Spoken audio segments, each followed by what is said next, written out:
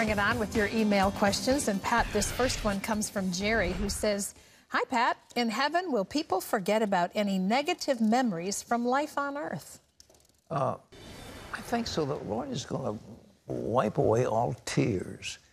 And listen, it's going to be so overwhelming. It'll be so beautiful. The sensation will be so extraordinary. Eye hasn't seen, ear hasn't heard, neither has entered the heart of man what God has prepared for those that love him.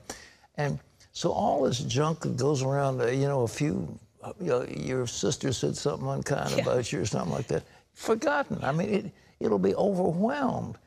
It's like having a little teeny pinprick of light in the light of the sun. You don't even see it. You don't know it. So I think I wouldn't worry about that stuff.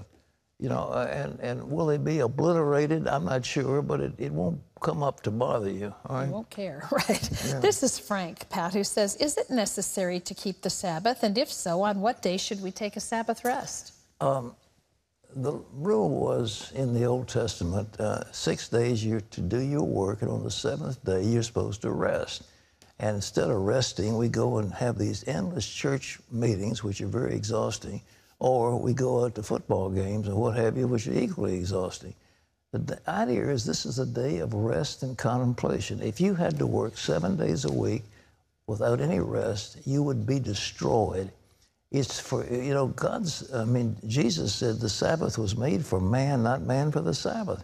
The idea of a rest was God's plan to keep you whole and healthy. And if you violate that, you're going to wind up with psychological, physical problems that are huge. So what day?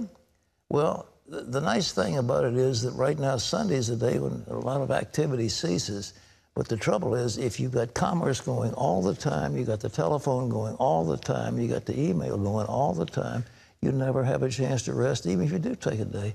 Take a day, take 1 day, take it Saturday, take it Wednesday, take it Thursday. I don't think that matters. The question is, do you have 1 or maybe 2 days out of 7 where you can just kick back and just relax? That's what it's about, all right? This is Amanda, who says, "I am a Christian, but I don't go to church. Churches where I live are very judgmental. Am I wrong for not going?" The Bible says, don't forsake the assembling yourselves together. You need to get together with those who like precious faith. You know, we have like a church service here every day. And we're here together, and staff praying, we're all praying. We're praying with you, we're all together. And so you need that experience.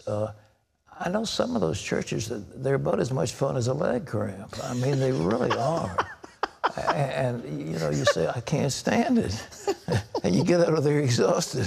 So, anyhow, find one where they praise the Lord together and you're comfortable, all right? Okay. This is Denise, who says, "This past week I had a moment of frustration brought on by being the caregiver of a family member. I was tired and had a lot of cabin fever. In that moment, I said I didn't believe there was a God. How do I take it back and keep my salvation? I feel like I've lost it all." No, you didn't lose it. God will forgive you for that. You know, a statement in fatigue or anger, you come back and say, you haven't lost anything. You've lost your joy right now, so he'll give it back. Ask his forgiveness for what you said, and he will forgive you. It's just that simple. Lord, I spoke in haste. I spoke rashly. Please forgive me, and set a watch over my lips that I might praise you. End of story. All right? Okay, this is Faith, who says, "I'm acquainted with a Christian who feels he is a prophet, yet his only predictions are the horrific things that are coming upon the earth, such as famine, pestilence, etc. Seems to me there should be mention of the good things that we can expect as well. I feel we can help people more by telling them about what we are to think about, as mentioned in Philippians 4:6-8, where the Bible tells us to be anxious for nothing and to think on whatsoever is true, noble, pure, lovely, of a good report, to meditate on those things." Well, by all means, meditate. If you read Jeremiah, read it, Jeremiah. He says, "Before me, the prophets who came always predicted trouble." And he said, "You have predicted good things. And when what you say comes to pass, then we believe you're a prophet." So what you're speaking is not biblically based, although it makes a lot of sense. I mean, it's far better to say, "This is the day the Lord hath made," rather than "We're going to have rain and storm today." So I believe a cheery heart doeth good like medicine, and we don't need to be living in gloom all the time. But at the same time, if a guy really is talking from God, according to Jeremiah, there will be prophecies of doom. I don't know if this guy's a prophet or not. He may be a self-appointed prophet, and he's speaking out of his own mind. So that is up to you. I don't know him, but it depends on has he. But you know a prophet, if what he says comes to pass, then you can test him. Test the spirit, make sure they're of God.